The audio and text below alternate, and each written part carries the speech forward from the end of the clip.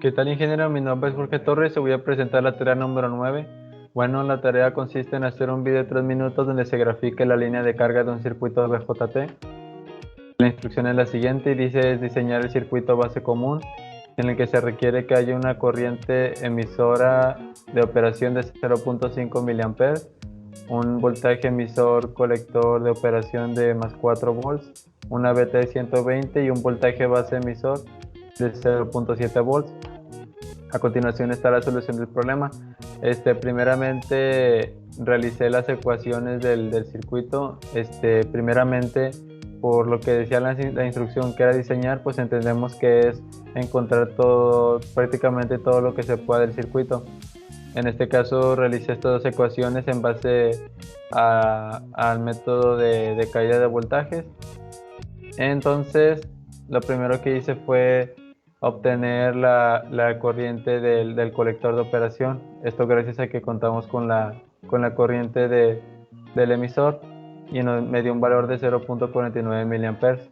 Posteriormente, ya con esta corriente se puede encontrar la corriente de base de operación, la cual se encuentra haciendo la división de la corriente del colector entre la beta y esto da un resultado de 4.08 microamperes.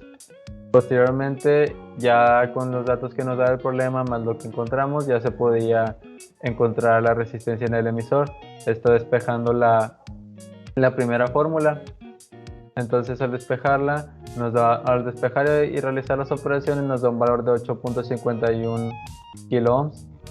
Y para encontrar la resistencia en el colector se despejó la ecuación número 2 y al realizar las operaciones dio un valor de 3.56 kilo ohms. Posteriormente, ya con todos estos datos se puede encontrar la potencia en el transistor. Entonces al realizar las operaciones y realizar las sustituciones da un valor de 1.96 miliwatts. Posteriormente, para obtener la línea de carga, había que realizar estas dos